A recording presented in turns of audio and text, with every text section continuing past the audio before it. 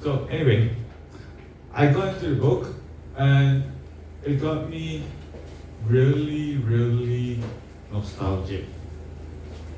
So I am a little bit off the grid in terms of the timeline because I think I'm a little bit younger than Rowena. You think?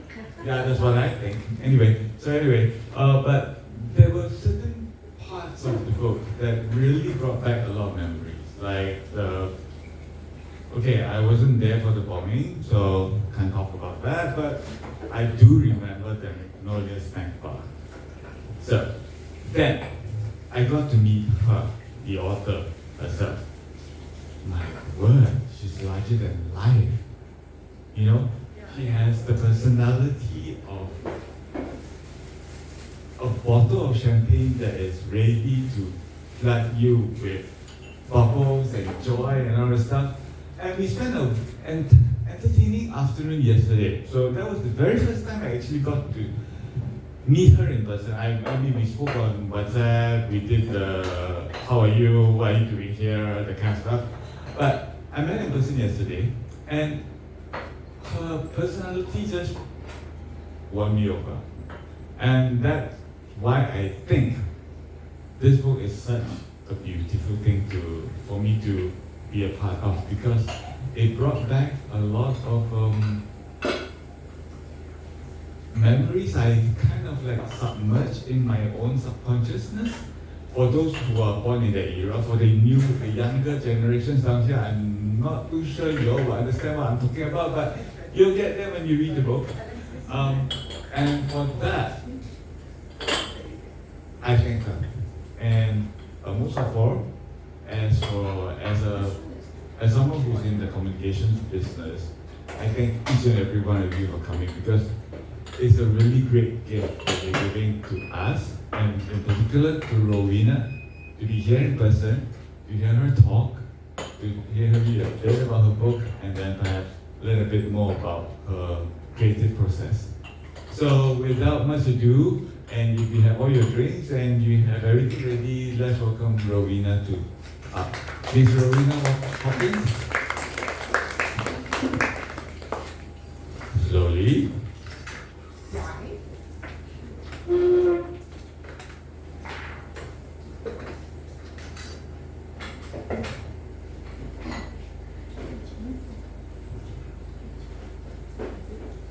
That is what we call the large print version.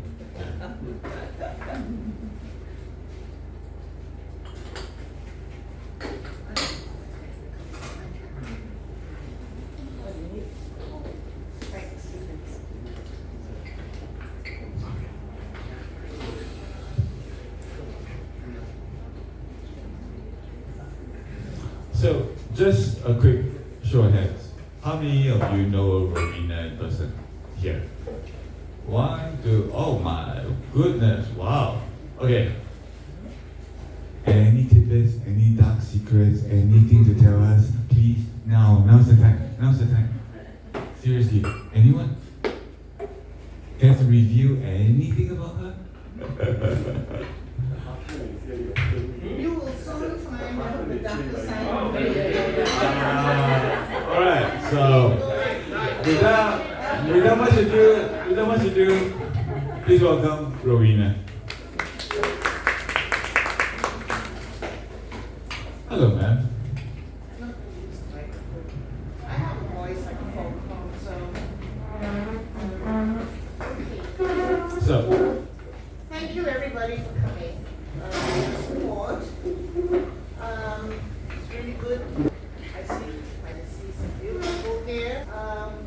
And my intention today is to try to explain what's behind the book, why I wrote it, amongst other things, and also to introduce you to an era which many of you, I won't say many, a couple of you, maybe 3 or 4 of you, may not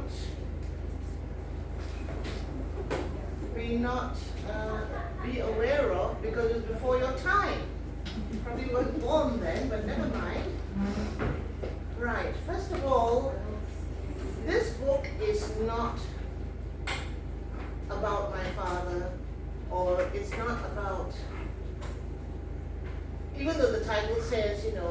father is police now.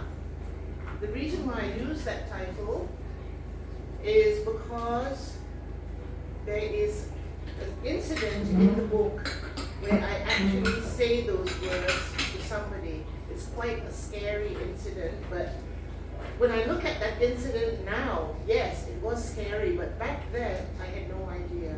Because children, we know no fear. To us, everything is just fun. Right.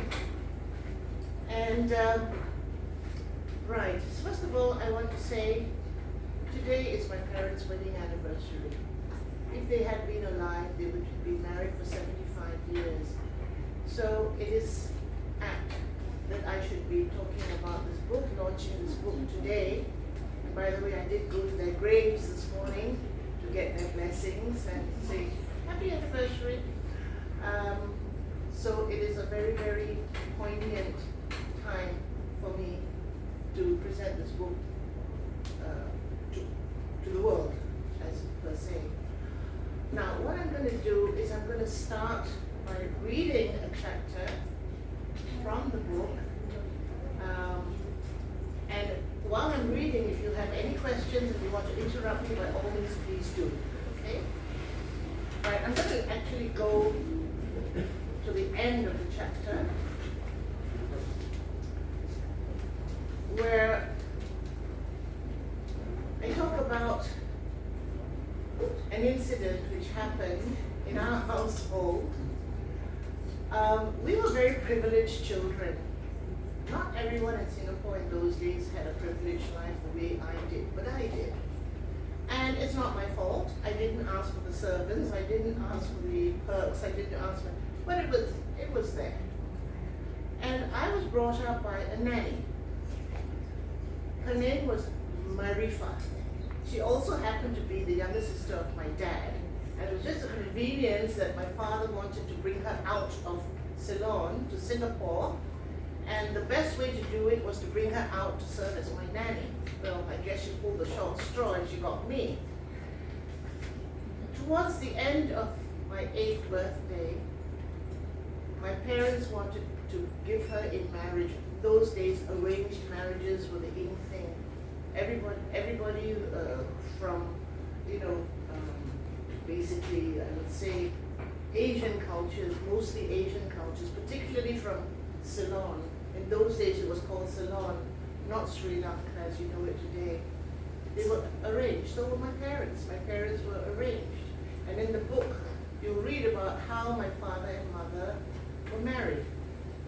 It was something that my father was not too keen on, because when he was told to go back to Ceylon to get married, he in the meantime was in Singapore having a whale of a time with all his girlfriends. So he didn't want to go back. But anyway, this what I'm going to read to you now is about a wedding that was being hosted by my father and mother at our house, which was on Newbridge Road.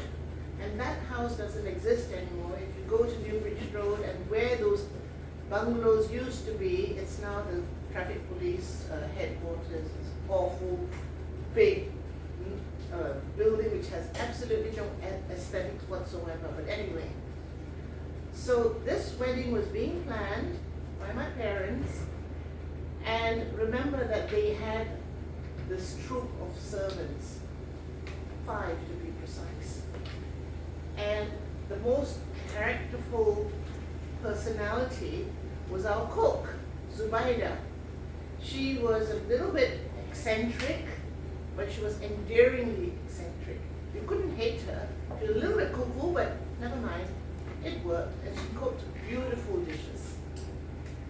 Now, Marifa was going to be married, and this was what happened shortly before the wedding, which is what I'm going to read to you right now.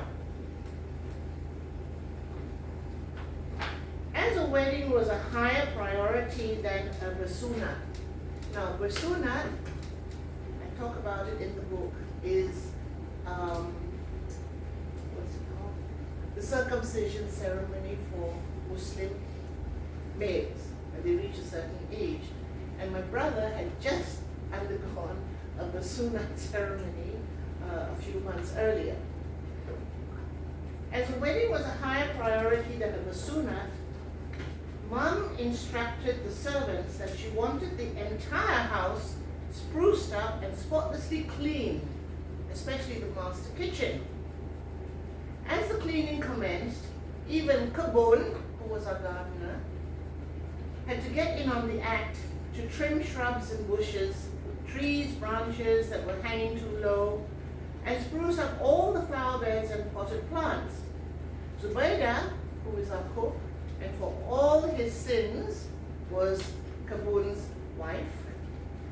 Zainal, who was another one of the staff, and Haris, started with the master kitchen, and that is when the huge commotion ensued. I heard Zubaida's loud shriek, followed by the sound of a number of whacks with a coconut fiber broom. Then pots and pans tumbled down from their shelves onto the floor, making an awful clanging noise. Mum, Rukia, Samina, all servants, and I rushed out to the courtyard to see what the kerfuffle was about, only to see Zubaida suddenly emerge from the kitchen with a broom in her hand, chasing a huge rat. She called out to Kabun and Ja'afar, who was their son, who, like a two-man infantry brigade, hastened to assist, with Kabun holding a chanku, not dissimilar to a hoe, over his shoulder, and Ja'afar holding pruning clippers. Now you may ask yourself, what on earth would a chanku and pruning clippers do about catching a rat? I don't know the answer to that, but anyway, they had one each. As soon as Mum saw the rat, she immediately pivoted on her heels and ran indoors. This mutant ninja rat was huge. Not a single one amongst our contingent of cats showed even the mildest bit of interest in attacking it, and for good reason too. The rat was larger, fiercer, and speedier than they. It was probably the godfather of all other rodents that found it perfectly all right to squat in our house.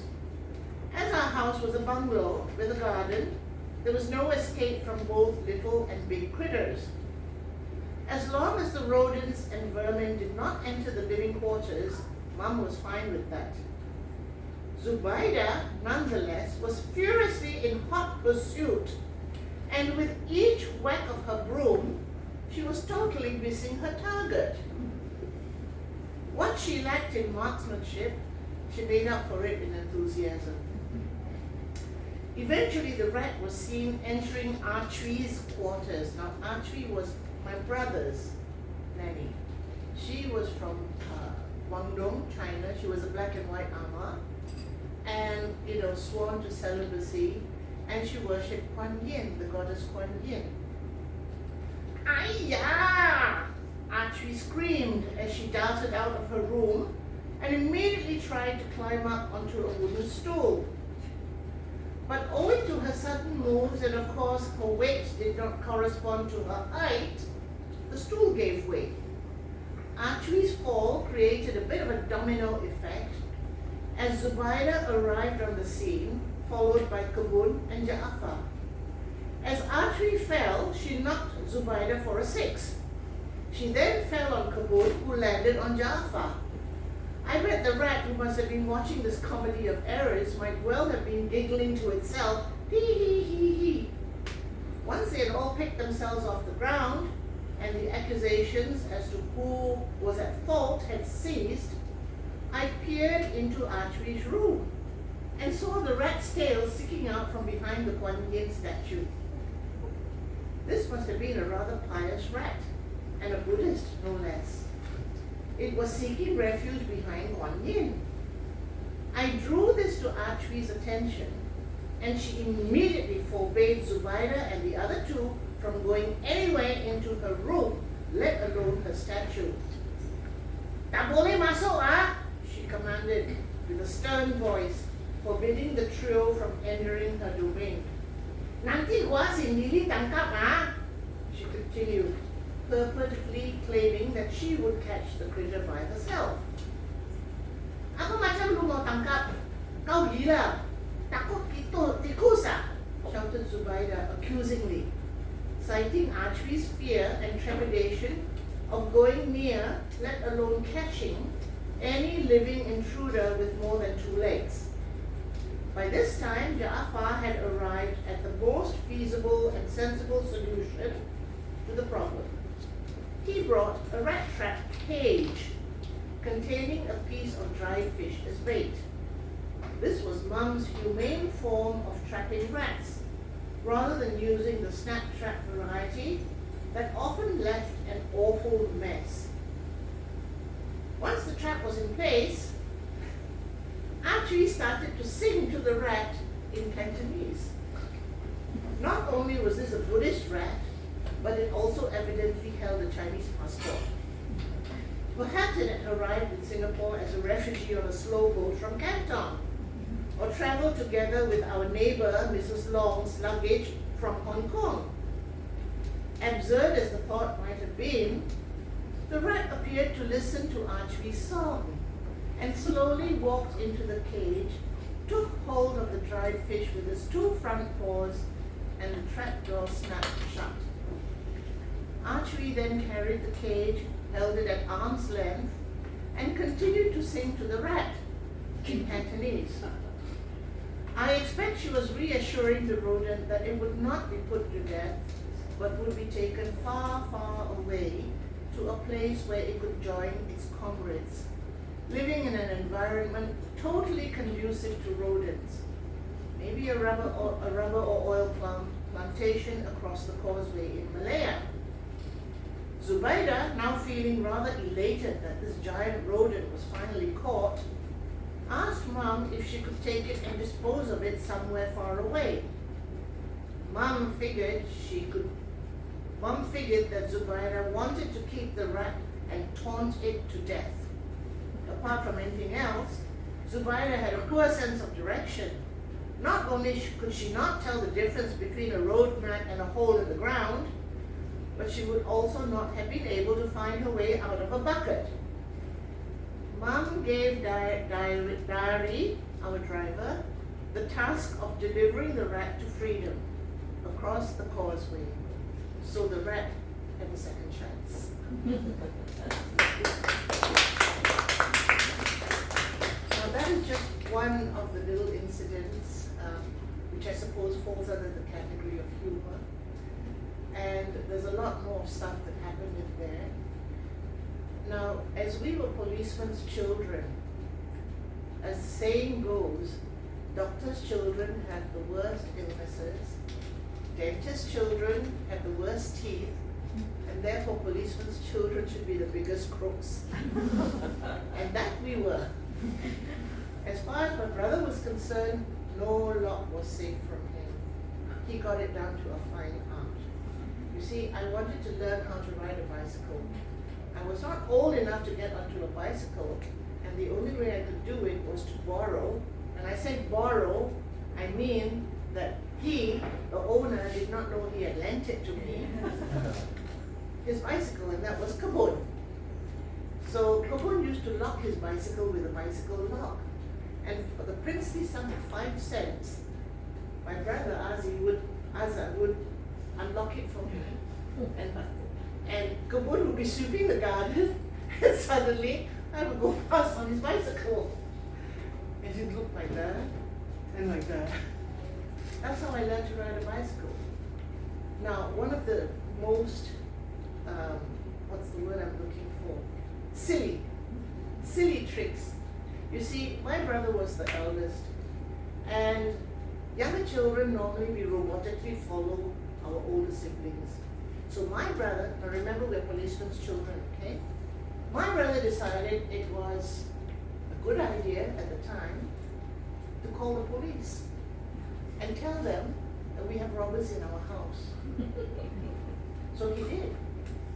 And call them, and in those days, my father had a special telephone in the house.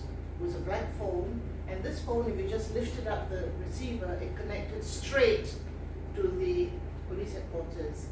And once the phone was, the receiver was lifted up, people knew that it came from this house, from my father's house. So he lifted up the phone straight to police headquarters and he said, "You better come here because there are robbers in our house." And then he slammed the phone down and we thought this was so funny. And we were giggling and laughing at, oh, what a champion he is, you know. And what happened? The police did come. And they didn't just come in a police car. They also brought, you know, in those days they had these huge police vehicles like a lorry. They were called Black Maria. I don't know why they were called Black Maria. Yes, they were black, but who was Maria? So the Black Maria was there, the car was there, and from the front door we could see the gate. Panic stations. Quick, go and hide.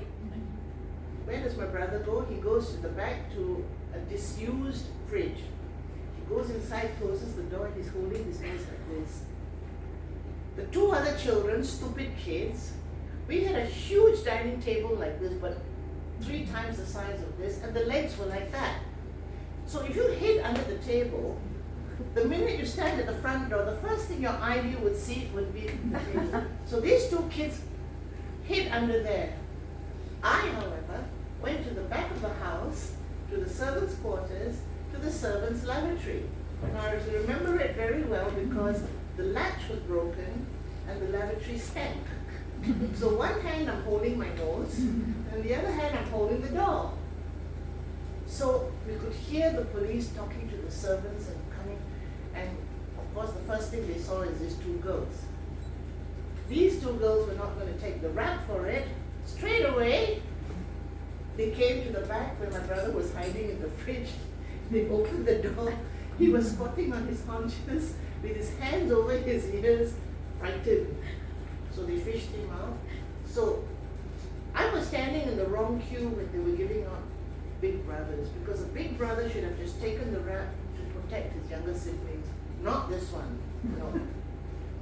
He went to the back to look for me, and when I was in the bathroom, the lavatory there, I could feel the door being pushed this way. I was pushing back, pushed this way, pushing back, until I heard the police constable saying, "It's okay to come out. We're not going to harm you." So we thought, wow, we got away with this.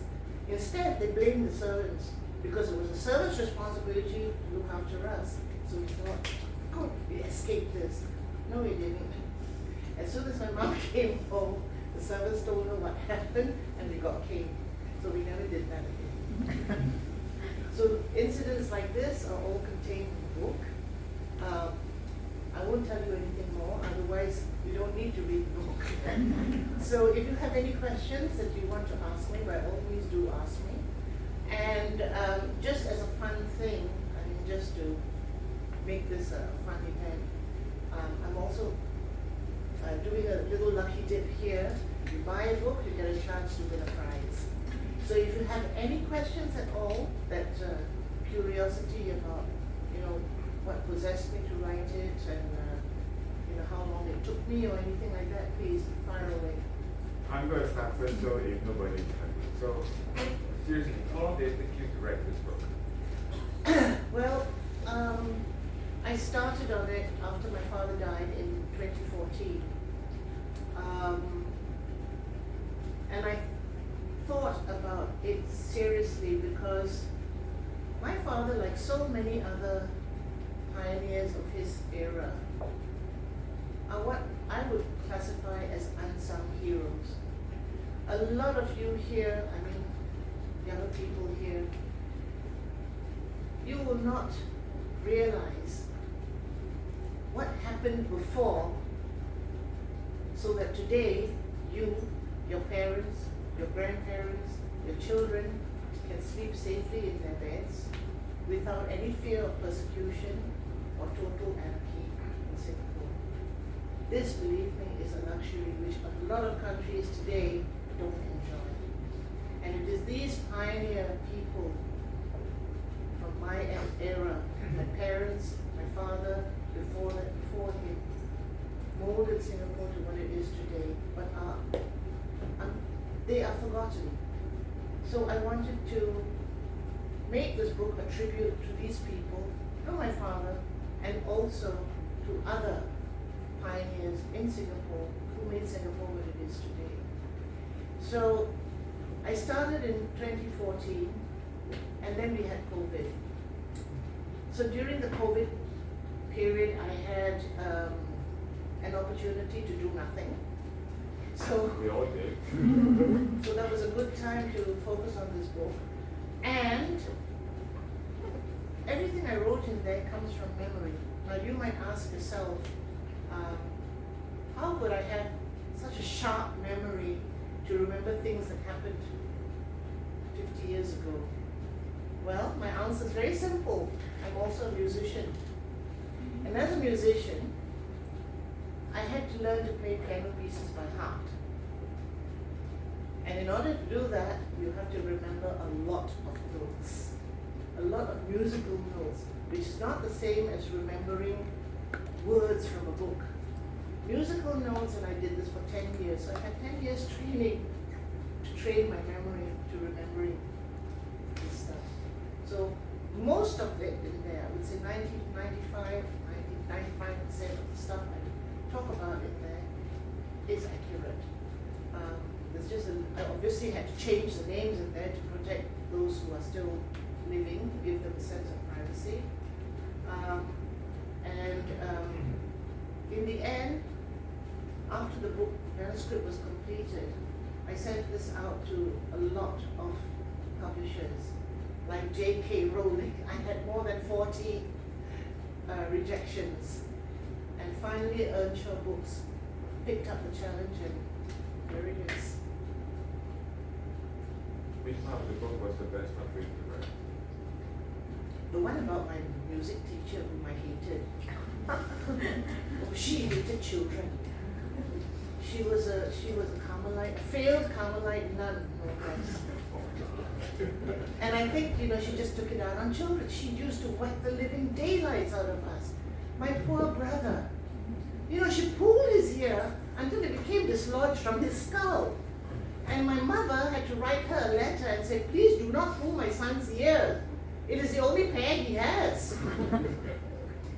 But she did. And subsequently, about 10 years ago, I met up with her. I went to visit her. She's still teaching, but she dare not hit any children. And I said to her, why did you go around hitting children, hitting us all the time, I said, do you know by doing that, none of your pupils of that era ever became professional except my brother. And my brother became professional because he left you at grade 4 and went to a proper music teacher and learned proper music instruction. And she said, you deserved it. So that was my favorite chapter because I ran her to the ground. Any other questions? I'm going to show it to the floor if anyone has any questions to ask. Can I ask, do you have any snippets about what your dad did in his work and stuff like that? He initially was in Ceylon, he's from Ceylon, and he was with the British forces there. And he was seconded to Singapore during colonial days, and he went to study to be he went to the police training school to get the inspector role, and there were 1,500 applicants, and they only chose 15, and he was one of them. And as a police inspector then, he got his stripes the hard way. He had to hide in ditches to catch robbers. He had to hide in graves, to catch grave robbers. And things that today's police officers, they go to university, they get a degree, and they immediately get 3 stripes, you see?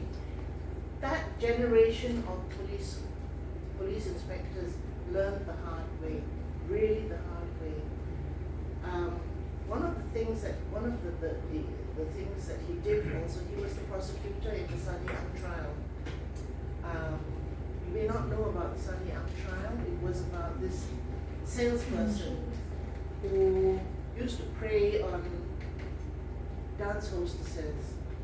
And the dance hostesses would befriend him, and one in particular, he took out to Sisters Island for snorkeling. I mean, the girl couldn't even swim, let alone snorkel, okay? And he cut her flipper. He was so smart, he cut her flipper and she drowned. But before doing this, he made sure that he bought out a life insurance policy on her. So it was the insurance salesperson who was very suspicious about this insurance claim, and he decided to pursue the case, and he was found, he was tried, and he was hanged. And my dad was the prosecutor. That was one of the things he did. He was also involved during the Prophet Muhammad riots in Singapore. Those years, 1960, 61, 62, where Singapore was getting out of becoming a colony and moving into becoming a republic. They were very, very turbulent years. And it could have led to anarchy, except for the brave police. Some died, of course. Some of the police constables and the police officers died. Some survived to tell the tale. That was one of the incidents in which he played a pivotal role. Before this, there was the case of Maria Hertog, who you may or may not have heard of. This was a Dutch girl who was handed to a Malay lady, a Malay woman, during the war, Japanese occupation, because the Dutch would have been persecuted by the Japanese. They fled, left this baby with this Malay lady, and the Malay lady brought up the girl as her own child. After the war, the original biological parents came back to claim the child, and of course the child didn't want to go back.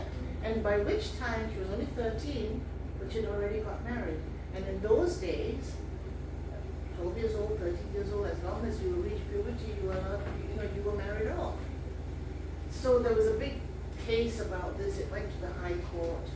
The biological parents obviously must have cut a deal with the colonials, and so in the end, it was the secret police who got the girl and sent her off to Holland. But of course, at the time, the Malays in Singapore were not very happy about that, because they were supporting her mother or her father, who were Malays. So there were enormous riots, huge riots about this. And there is a story which is also in one of the police archives about my father. That time he wasn't married yet, and he had a scooter. So he was tasked to quell these riots that had started because of these Malays who were, creating havoc. So he had his troop of Malay constables behind him. And my father, when he told the story, it wasn't so funny, but when I think back on it, it was funny. It is funny. He went up with his scooter and said, "Charge!" And he went forward with his scooter to face the mob. And when he turned back, the police Now, under normal circumstances, he would have been pulverized, he would have been killed. But for some reason, on that day, I suppose those people in front were not the brightest crayons in the box. Because my father's revolver only had 6 bullets. There's 200 of you out there. He just fired 2 shots in the air and they all ran. Mercifully, they all ran. Otherwise, I wouldn't be sitting here telling you this story. That's another thing that he did. And oh yes, the McDonald House bombing. I was in primary 3, and I remember this so clearly. It was a rainy afternoon, and we were having a lesson, and suddenly there was this loud bang, and we all thought it was the thunder, which even frightened the the teacher. And she sort of hesitated and looked around. The roof didn't fall on our heads, so we're okay. And about 5 or 10 minutes later, the school principal came came over on the PA and announced that everybody had to go home. Call your parents or whatever, come home. Before I could even do that, I looked out towards the door outside of the classroom, and I saw our driver, who also was a police constable and was my father's batman, outside looking over the heads of the girls looking for me. So when he saw me, I waved, and he came in and he politely greeted the teacher, and he came up to me and he told me to ask 5 or 6 of my classmates who were known to my parents to follow him. And so we were driven home in my father's car, and along the way, there were police roadblocks. So I asked him, I said, what's going on? He says, oh, got bombed, McDonald House. And I said, where's Daddy? Oh, your father has to go there because he's in charge. He was Orchard Road Police Station. He has to go there. Okay. So in the meantime, my father had told Dari to pick up my mother and my brother from school and bring us all home. So my mother, of course, used the opportunity to show off. You see, she could feed all the other girls who were with me, so that when their parents came to pick them up, she could present them with a promise. See, I fed your children. See, they are safe thanks to me. This sort of thing. And that's what happened. And my father actually was there. He arrived on the scene about 15 minutes after the bomb went off. They did catch the perpetrators. They were tried and they were hanged. And I understand later on that our former late Prime Minister Lee Kuan Yew went to Indonesia to try to smooth things out, and he went to their graves to pay homage to them because Indonesia is one of our neighbors, so we don't want to step on their toes. So he did that, yeah. And that's about what I remember in this book. There are going to be 2 more books. My publisher has said they want me to write a trilogy. So in the next book, I will talk about other things that he did, but other things that we also did as children. That would take me out of the Newbridge Road house into our new house in Mount Sinai. And I want to introduce to you this character sitting over here, who's laughing like a Cheshire cat. The last time I saw him, we had an ACS get-together for all the students who were born in June, and he happened to be there. And by the time I got to the venue, he was already 4 sheets to the wind. His face was bright red, and he couldn't stop telling everybody that this is my neighbor, this is Rowena, she was my neighbor, Mount Sinai, she was my neighbor. So as we got towards the end of the function, I called him, I said, come, Michael, for the 45th time, can you just remind these people who we were in Mount Sinai? Michael Tan. Yeah, Miss Rowena, I'm going to write next book about all the naughty things you've done. It will not match the naughty things that you did. He was always out in the garden. He was a good gardener, always taking care of the plants, the grass. I used to see him pick up snails and throw them overboard. Not overboard to the road, overboard to our house. And the gentleman was sitting there with the red striped shirt. That's my husband, Richard. He is my harshest critic. The book would have not passed if not for his initial editing, which was even worse than the real editor for all books. Richard is a stickler for spelling and grammar. Considering that he went to an English school where they never taught you grammar. We, however, did. We had grammar lessons for 6 years. The first 6 years of our school, we had write a grammar 1, write a grammar 2, write a grammar, remember that? But he is an avid reader. He is the most erudite person I've come across in my life. Ask him anything about the battle of this, what year was that, and he'll come out with all sorts of trivia. But ask him to change a light bulb.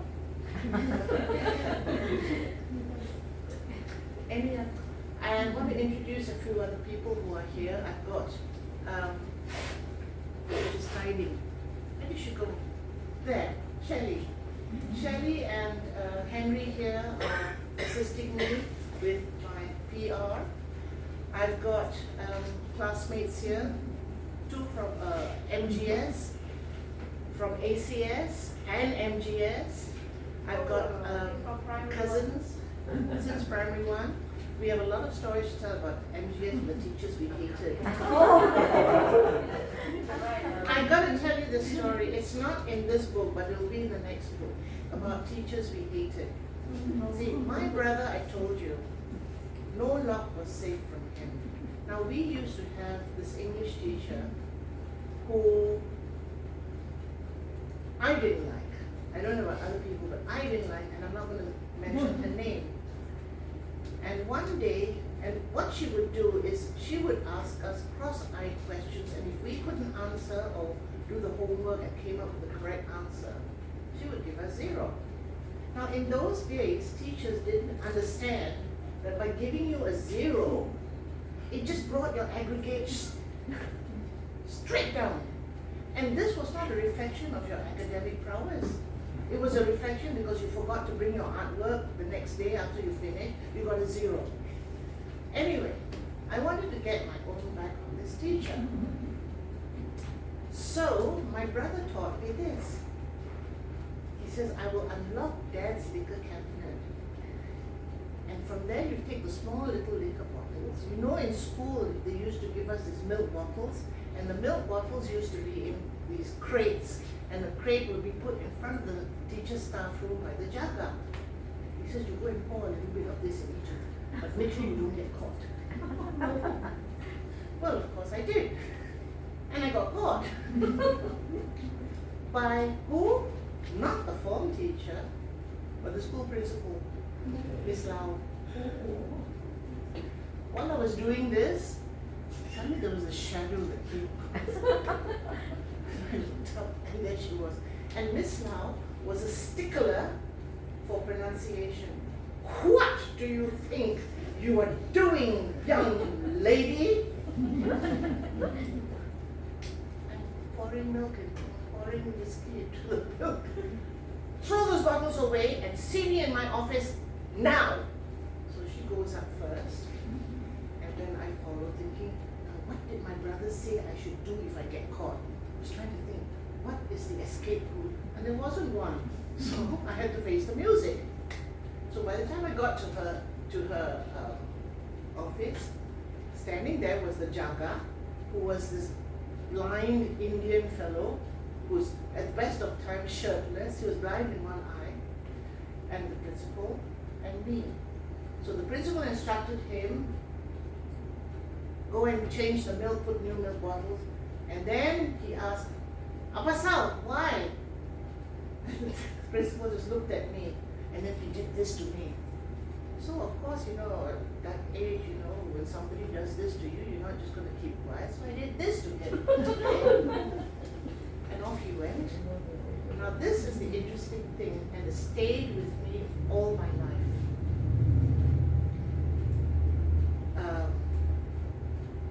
The principal asked me, why were you doing this? So I said, well, because we don't like so and so and so, because she asked us to do this homework, and she never taught us the lesson, so we don't know how to do the homework. And if we don't answer, we get a 0. And also one more thing. You see, my father is police, right? Every time she gets a parking summon, she gives it to me, to give it to my father, to ask him to cancel the summon. My father gets angry with me. Then, if I give her back and say my father didn't do anything, she will get angry with me. Then two sides also, I lose. And she said, what? What did you say? I said, no, the teacher, No, not that part. The part about the Sabbath. So I told her again, what, and subsequently, a few months later, the teacher kind of like disappeared. So that was one of the things I did in school, and this was the other interesting thing she said. She said, "Do you know why I'm going to send you for detention?" I had to go for detention. I had to clean out the clock, the clock tower, all the mess from there. I had to clean out the clock tower. "Do you know why I'm sending you for detention?" I said, "Yeah, because I put whiskey in the teacher's milk." "No," she said, "no. Learn a lesson. I was a schoolgirl too. I did naughty things too. But the difference is you got caught." So moral of the story is? Don't get caught. Yes. No. Any other questions? I think I've taken up all of. I think I've taken up my time. That's why I stop. Any questions? Oh, I was introducing people. A very, very long-time friend of mine, Hassan Bamahaj. He used to have a fantastic collector's item shop in Arab Street called what? Arjuna Arts. Wood carvings from Bali, and this is his lovely wife, Rose, and their house is like a museum. They have a house in KL, and the house is like a museum. And Hassan is a very wily fellow. He goes to all these ulu jungle places in Indonesia. Now remember that Indonesia, during the when it was the Dutch East Indies archipelago, the Dutch colonials were there, and they brought with them several masterpieces, paintings, and so on.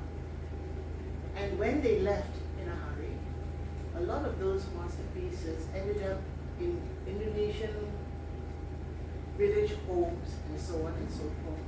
And the people who got them had no idea of their worth. He, however, did. So he went round to all these places and he's collected a huge collection of masterpieces. So if you're in that market, this is the man that you want to speak to. Then I have my cousin here and her daughter there.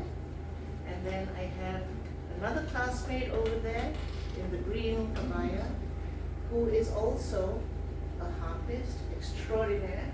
And her latest, she's learning to pull bells in the cathedral. So if you're interested in that, that's the person you want to talk to. Any other questions? Yeah, because I'm kind of curious about your writing process, and it seems like there's just so many things that you could share, like all the episodes and things. Like so, at first it was supposed to be just one book, right? So this one, and I'm just wondering, like, how did you decide to structure it, and what to keep in, what you have to kind of leave out? But now that you have two more, which is great, then you said we'll get. Yeah. Okay. I understand. Basically, the thought flow was very fluid. It just came to me. I mean, things which range from humorous incidents to scary ones. There's some even supernatural things that happened to my silly brother. But anyway, the thought flow just came like that. Once I sat at the computer, it just non-stop. So you didn't really think of I want to keep like this theme or even. The theme was, there's no theme. It's just a narrative. So as incidents came to me, I wrote them out, and I just what's the word? Embellished it. Another thing I have to say to you, there is quite a distinguished gentleman here from a fraternity of which both my late father and my brother were members, and that's the Freemasons. My father was a Freemason from colonial times, and he got quite senior in this. And today I'm graced by the attendance of Mr. Andre Aru, whose father was also a Freemason, he himself is a Freemason. And if you want to know what a Freemason is, ask him. Because it's secret, so I'm not supposed to know. And he's probably not going to tell you either. So, yeah, basically it's a charitable thing. And the Freemasons are a group of brethren, so it's called a fraternity. And they, their task is to become better human beings, and at the same time look after the families of other brethren who are in need. So it's kind of like a charitable thing, and that's about as much as I know. And the very interesting thing was, you see, whenever my father had to go for Freemason meetings, they have to wear a tuxedo, you know, they have to wear a black tie tuxedo. So he would be going out by himself without my mother. So our curious neighbor always used to ask this guy, hey, Marina, how come your husband always going out for dinner but never take you? So she said, no, he's not going out for dinner. You see, what happened is that they're a bit short on money. So he got a part-time job as a waiter.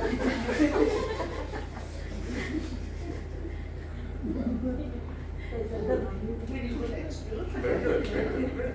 So he's doing it as a part-time job, he's working in a restaurant as a waiter. And that shut her up. Any other questions? Yes, Yeah, I'm really curious to ask, when after you grew up, did it ever cross yours or your siblings' mind to follow in your father's footsteps? I mean, No. career-wise. No. And why not? Because you see, in our household, which I was brought up in a Muslim house. I don't like to say Muslim because it puts labels on things. Islamic. And in Islamic household, the son is king.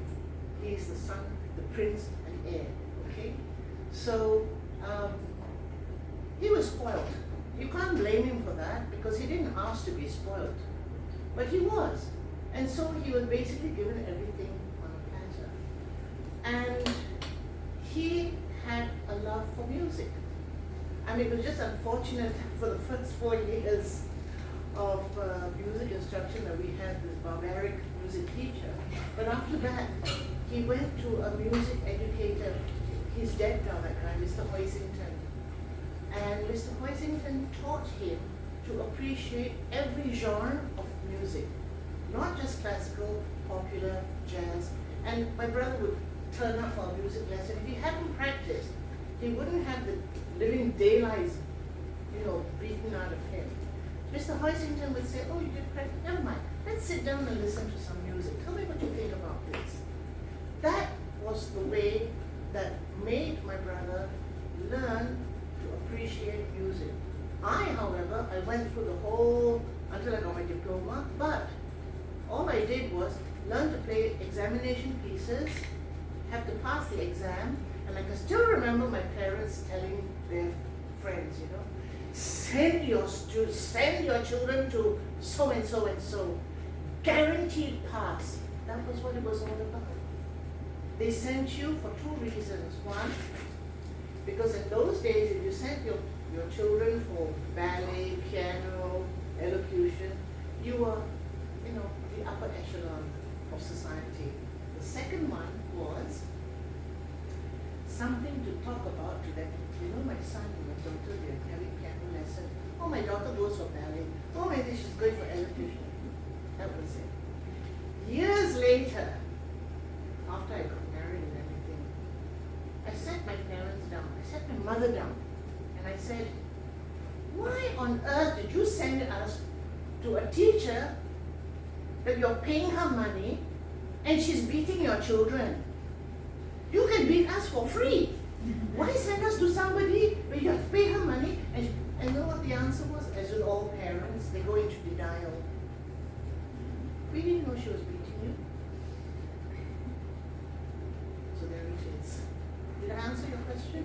Yeah, thank you. I'm so curious. Any other questions? Yeah, I want to ask more about your publication journey. Yes? I know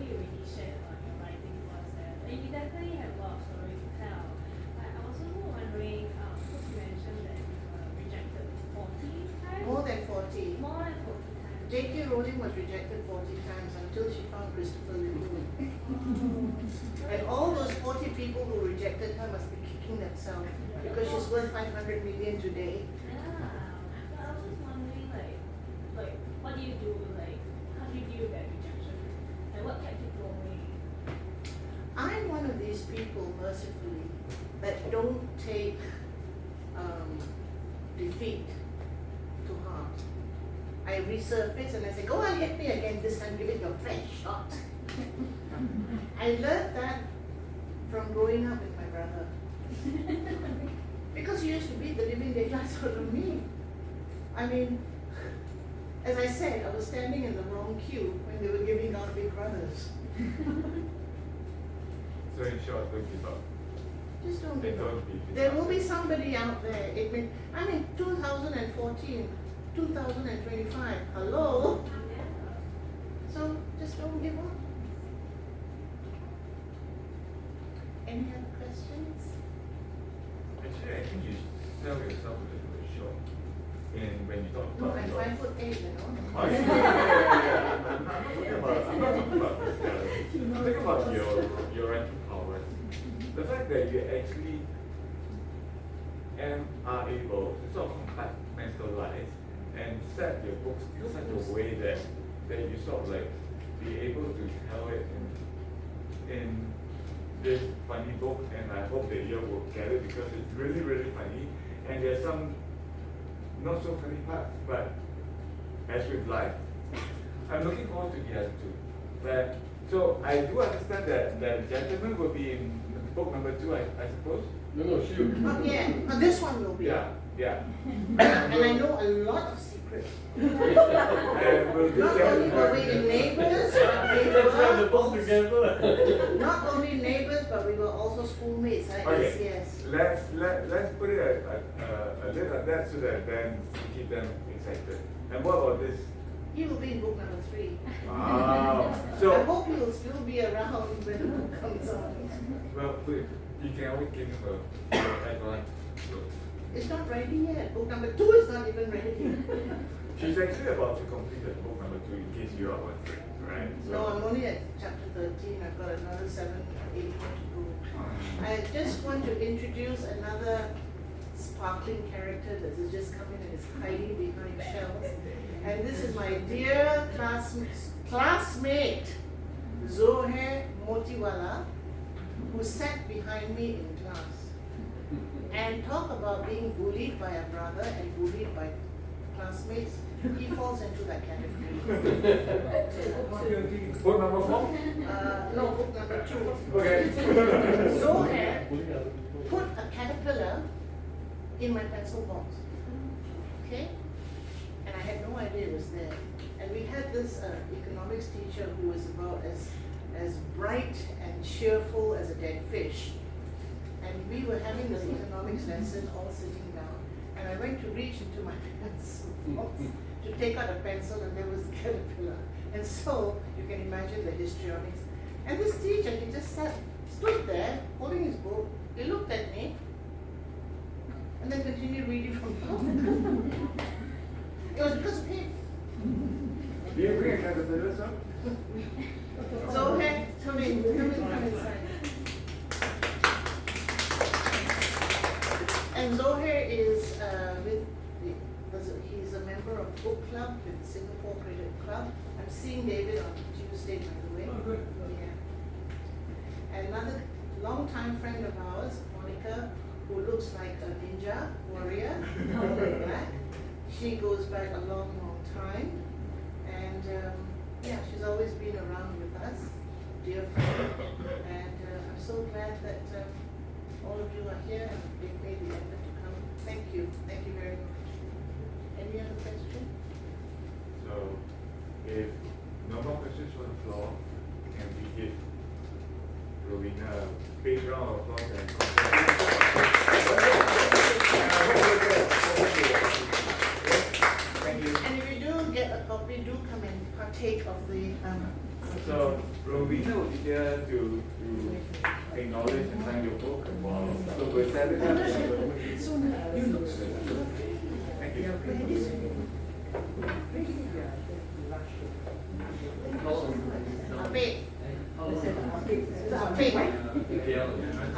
You'll be in book number 3, yeah? So stick around for it, okay? Oh, I know what is going I will, what am I making? One second. One second.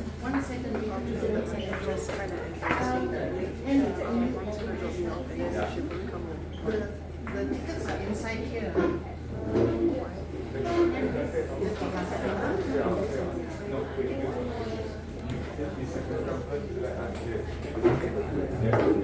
You can use this thing.